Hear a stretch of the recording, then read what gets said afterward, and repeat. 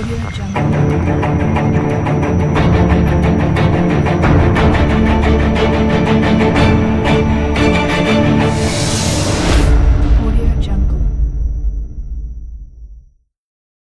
Hi guys, welcome to முப்படை training academy. So இன்னைக்கு என்ன பார்க்க போறோம் அப்படின்னு பார்த்தீங்கன்னா, நம்மளுக்கு காவலர் தேர்வு 2ஆம் நிலை காவலர் தேர்வு டிசம்பர் 13 ஃபிக்ஸ் பண்ணியாச்சு. இன்னும் அந்த தேர்வை நாம் சந்திக்கக்கூடியதுக்கு வெறும் 30 நாட்களே உள்ளன.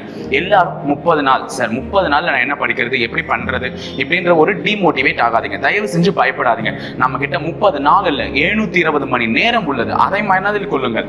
ஏன்னா 720 மணி நேரத்தை நம்ம எப்படி பொன் போல பயன்படுத்திக்கலாம் அப்படின்றத யோசிச்சு பார்த்து முடிவெடுத்தீங்கன்னா, இந்த 30 நாள்ன்றதை மறந்து 720 மணி நேரத்தை பயனுள்ள வகையில மாத்துறதுக்கான சில எளிய வழிமுறைகள் மற்றும் ஒரு சின்ன ஒரு மோட்டிவேஷன் தான்.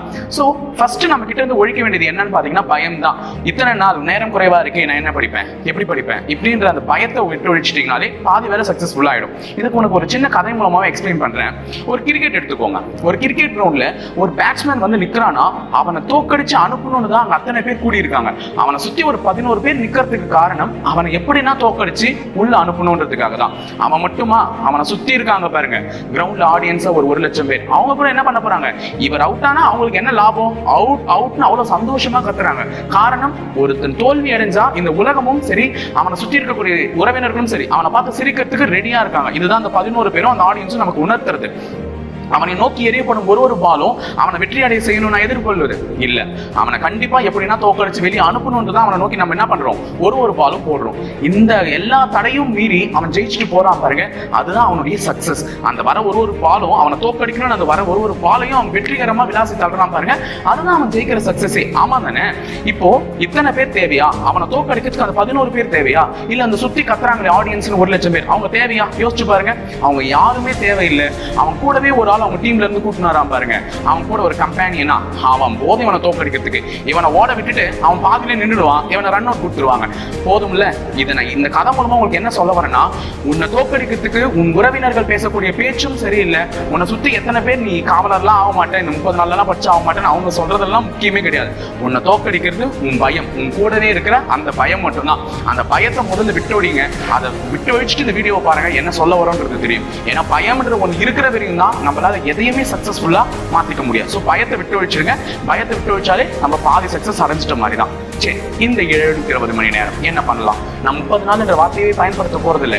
எனக்கு இருக்கக்கூடியது 720 மணி நேரம். 720 மணி நேரம் அதை எப்படி பயன்படுத்தலாம் யோசிங்க. சோ ஃபர்ஸ்ட் நீ உன்னை அனலைஸ் பண்ணு. இவ்வளவு நாள் நீ படிச்சிருப்ப, இந்த சப்ஜெக்ட் எனக்கு கஷ்டம், இந்த சப்ஜெக்ட் எனக்கு ஈஸி அப்படின்னு நீயே உன்னை புரிஞ்சிருப்ப. நான் தமிழ் படிச்சு பார்த்துட்டேன், அறிவியல் படிச்சுட்டு பார்த்துட்டேன், எனக்கு அறிவியல் தான் சார் கொஞ்சம் கஷ்டமா இருக்கு, இல்ல எனக்கு சமூக அறிவியல் தான் சார் கஷ்டமா இருக்கு. அப்ப எதுல நீ கஷ்டம், எதுல ஈஸின்னு இந்த நேரத்துக்கு ஒண்ணு நீ தெளிவுபடுத்திட்டு இருப்ப. அப்ப உன்னுடைய கஷ்டமான அந்த சப்ஜெக்ட்டுக்கு ஒரு நாளைக்கு 2 மணி நேரம் கொடுத்து படி. அந்த உன்னுடைய ஈஸியான சப்ஜெக்ட்டுக்கு 1/2 மணி நேரமே போதும். ஏன்னா அதை நீ ஜஸ்ட் ரிவிஷன் தான் பண்ண போற.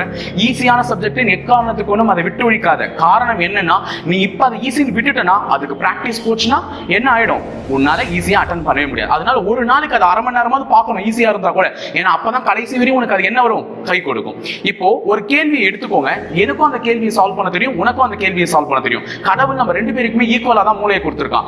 ஆனா உனக்கும் எனக்கும் உள்ள வித்தியாசம் என்னன்னா, நான் அந்த கொஸ்டினை நிறைய போட்டு பார்த்திருக்கேன், நீ அந்த கொஸ்டினை குறைவா போட்டு பார்த்திருக்க. அப்ப பிராக்டிஸ் தான் உனக்கும் எனக்கும் உள்ள வித்தியாசம். ஒரு கேள்வியை பார்த்தோன்னே நான் ஆன்சர் சொல்றதுக்கும் நீ எடுத்துக்கொள்ள நேரத்துக்கும் வித்தியாசம் வருதுன்னா, அந்த கேள்வியை அதிக தடவையா பார்த்து போட்டு பார்த்ததுனாலதான் என்னால அந்த கேள்வி பார்த்தோன்னே எளிமையா ஆன்சர் சொல்ல முடியுது. உனக்கு கொஞ்சம் டைம், என்னை விட நீ ஒரு 15 செகண்ட் கழிச்சுக்கொள்ள சொல்ல, அந்த 15 செகண்ட் வித்தியாசம் எதை உணர்த்துது, பிராக்டிஸ். உனக்கும் எனக்கும் உள்ள பிராக்டிஸ். அப்போ ஒரு தேர்வை நீ எதிர்கொள்ளணும்னா முதல்ல பிராக்டிஸ் நல்லா பண்ணணும். அப்போ உனக்கு எந்த சப்ஜெக்ட் வீக்னு நினைக்கிறோ அதை 2 மணி நேரம் பிராக்டிஸ் பண்ணு. எந்த சப்ஜெக்ட் ஈஸி நினைக்கிறோ அதை தினமும் 1/2 மணி நேரமாவது பிராக்டிஸ் பண்ணு.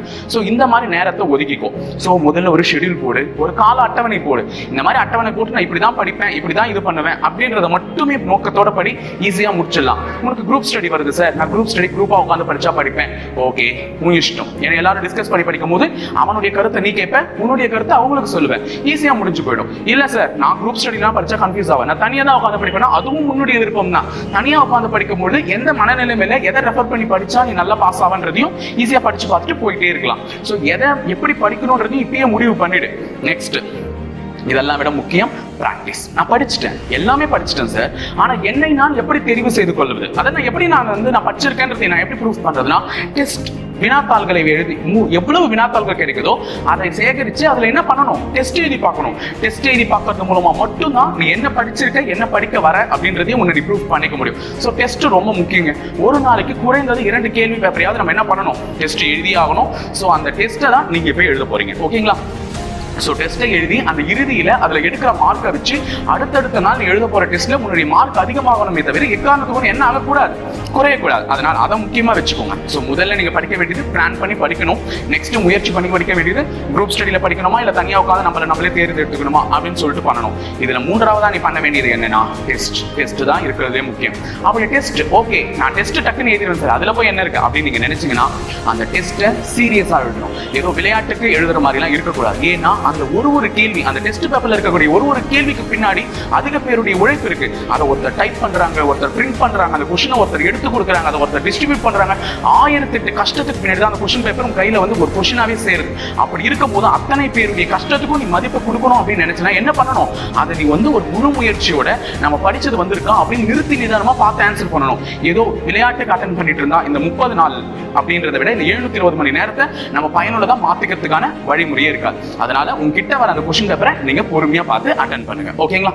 ஸோ முழு முயற்சியோட படிங்க. இப்போ அடுத்தது என்னன்னு பார்த்தீங்கன்னா, உங்களுக்கு நான் கடைசியாக சொல்ல போகிறது, நம்ம பேர் பதிச்ச ஒரு பேட்ச் நம்ம யூனிஃபார்மோட ரெடியாக இருக்குது. நம்ம பேர் பதிச்ச ஒரு பேட்ச் ரெடியாக இருக்குது. அந்த பேட்சை நம்ம போய் எடுக்கணும்னு நினைச்சிங்கன்னா 3 இலக்குகள் இருக்குது, அவ்வளவுதான். அந்த 3 இலக்குகளை தாண்டி போகணும். முதல் இலக்கு எழுத்து தேர்வு, அதை தாண்டிட்டா ஃபிசிக்கல் ஏன்னா பிசிக்கல் தான் ரொம்ப முக்கியங்க. உடற்கூறு வந்து ரொம்ப ரொம்ப முக்கியம். ஒருத்தர் பிசிக்கல்ல ஃபிட்டா இருந்தா தான் ஒரு போலீஸ் ஆகிறதுக்கு ரொம்ப முக்கியம். அப்ப பிசிக்கல்லையும் நம்ம என்ன பண்ணணும், அந்த அளவுக்கு எஃபர்ட் போட்டு பண்ணணும். அதற்கு அடுத்தது என்னன்னு பாத்தீங்கன்னா மெடிக்கல். இந்த 3 இலக்குகளை நான் கடந்தால் என்னுடைய வெற்றி பாதையான என் பேட்ச் போட்டு வச்சிருக்க யூனிஃபார்ம் எடுத்து நான் என்ன பண்ண போறேன், மாட்டிக்க போறேன். அப்போ இத்தனை பேர் அப்ளை பண்ணிருக்காங்களா, 5,50,000 பேர், அதெல்லாம் நினைச்சு பார்க்காதீங்க. எனக்கு தேவை ஒரு சீட்டு, அந்த ஒரு சீட் ரெடி ஆயிட்டு இருக்கு, என் பேட்சையும் போட்டு என்ன பண்ணிட்டு இருக்காங்க, வச்சுட்டு இருக்காங்க, நான் போலீஸ் ஆக போறேன்னு. அதை போய் நான் என்ன பண்ண போறேன், எடுக்க போறேன். அந்த முழு முயற்சியோட படிங்க. முடிந்தவரை செய்வது முயற்சி அல்ல, முடியும் வரை செய்வதுதான் முயற்சின்னு சுவாமி விவேகானந்தர் கூட்டிட்டு கேட்பேன். அதே மாதிரி I can do it, I will do it. Doctor APJ Abdul Kalam ஐயா சொன்ன கூட்டிட்டு கேட்பேன். நீங்க முழு முயற்சியோட படிச்சீங்கன்னா இந்த காவலர் தேர்வில் நீங்களும் காவலராகுவது உறுதி என்ற நம்பிக்கையுடன் படியுங்க. கண்டிப்பா காவலராவீங்க. காவலர் ஆயிட்டு தான் என்னையும் சந்திப்பீங்கன்னு நான் கூறி விடை பெற்றுக் கொள்கிறேன். நன்றி, வணக்கம்.